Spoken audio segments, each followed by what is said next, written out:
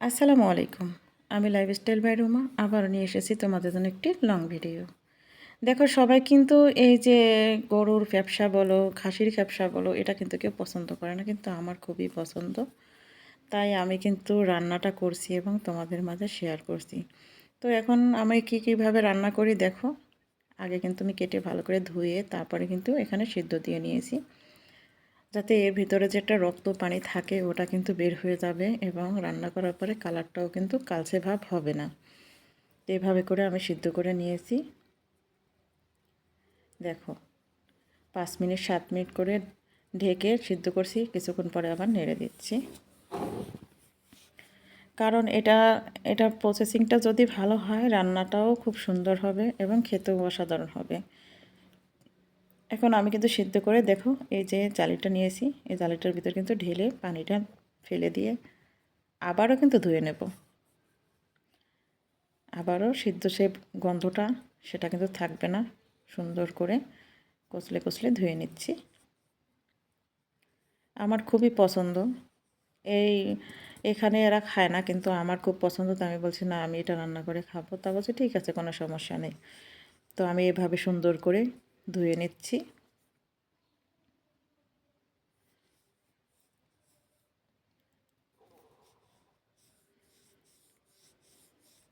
এখানে কিন্তু আমি কড়াই বসিয়ে নিয়েছি, চুলা জালটাও ধরে দিয়েছি।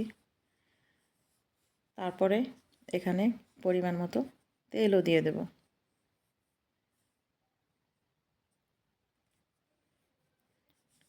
কারণ এটা একটু তেলের পরিমাণটা বেশি হলে কি হয়, ভাজা ভাজা করতে গেলে পুড়ে যায় না, তার জন্য একটু তেলের পরিমাণটা বাড়িয়ে দিয়েছি। এখন এখানে পেঁয়াজ দিয়ে নিলাম।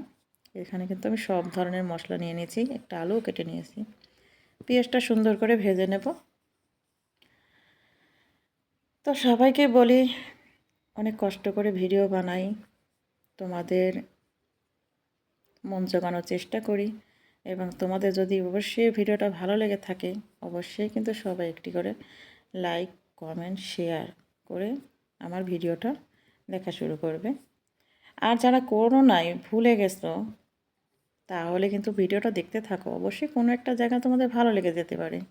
তার জন্যই বলবো কেউ স্টিক না করে ভিডিওটা ফুল প্লে করে দেখবে।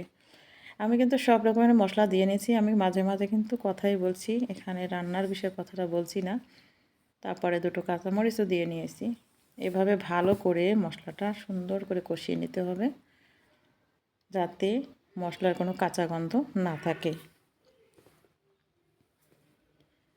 সুন্দর করে কষিয়ে নিচ্ছি। আমি কিন্তু অফ ক্যামেরায় অল্প অল্প পানিও দিচ্ছি, দুবার করে পানি দিয়েছি। ওই পানিটা শুকানোর পরে কিন্তু আমি ব্যবসাগুলো এখানে দিয়ে নিয়েছি।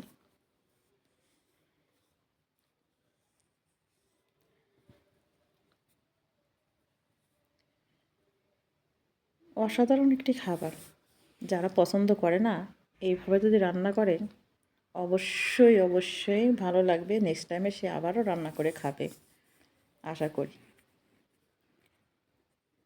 এখন আমি ঢাকনা দিয়ে ঢেকে দিয়ে 5 মিনিটের জন্য রেখে আবারও চলে আসলাম। ঢাকনা খুলে আবার একটু নেড়ে চেড়ে দিতে হবে, উল্টে পাল্টিয়ে ভালো করে কষিয়ে নিতে হবে। তরকারিটা যত ভালো কষানো হবে তরকারির স্বাদটাও তত ভালো হবে। আমিও এভাবে রান্না করাটা আমার খুবই ভালো লাগে, তাই তোমাদের মাঝে শেয়ার করলাম। আর অনেক দিন পরে ভিডিও আপলোড করব, তোমরা সবাই অবশ্যই প্লিজ স্টিক না করে ফুল ভিডিওটা ওয়াচ করে দেখবে। আর যারা আমার ফুল ভিডিও ওয়াচ করে দেখবে আমি অবশ্যই তাদের ভিডিও কমেন্ট পাওয়ার সাথে তাদের ভিডিও দেখে দেব ইনশাআল্লাহ। এখন কিন্তু এখানে যে ছোটো একটা আলু কেটে নিয়েছিলাম সেটা অ্যাড করে নিচ্ছি, আবারও কষাবো। আবারও আলুটা দিয়েছি যখন, এটা ভালো করে কষিয়ে নিতে হবে। কারণ এটা কষানোর ভিতরে যদি সিদ্ধ হয়ে যায় তাহলে ঝোলের পানিটা বেশি দিতে হবে না।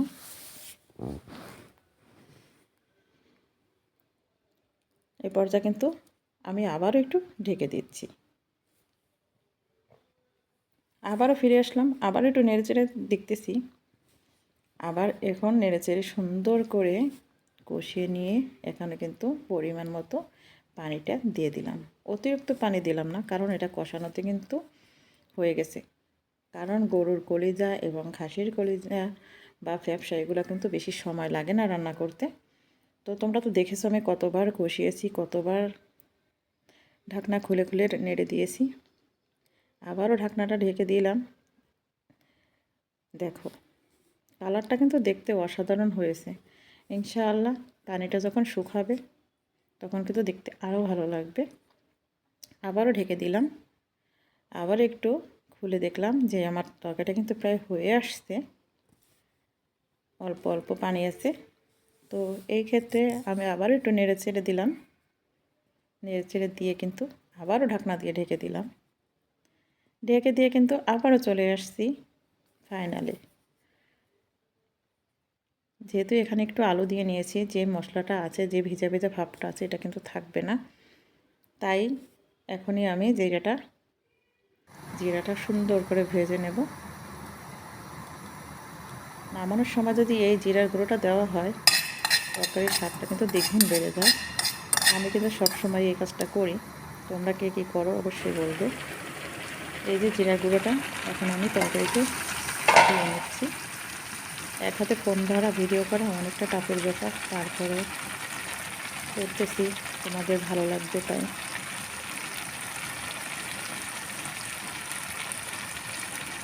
আমি কিন্তু জিরার গুঁড়োটা দিয়ে আবার একটু নেড়ে করে দিলাম। এবার কিন্তু হয়ে গিয়েছে। আমি এখন প্লেটে তুলে নিচ্ছি। অসাধারণ কালার হয়েছে মাশাআল্লাহ। এতটা সুন্দর কখনো কল্পনাই করিনি যে এই তরকারিটা রান্না করলে এরকম কালার আসবে। খেতেও কিন্তু দারুণ হবে। ওয়াও! তো ভিডিওটা যদি ভালো লাগে অবশ্যই লাইক, কমেন্ট, শেয়ার ও সাবস্ক্রাইব করবে। পাশে থাকা বেল আইকনটা অন করে রাখবে এবং অল অপশন চালু করে নেবে। তো এখন আর ভিডিওটা বেশি বড় করছি না। সবাই ভালো থাকবে, সুস্থ থাকবে। আল্লাহ হাফেজ। আসসালামু আলাইকুম।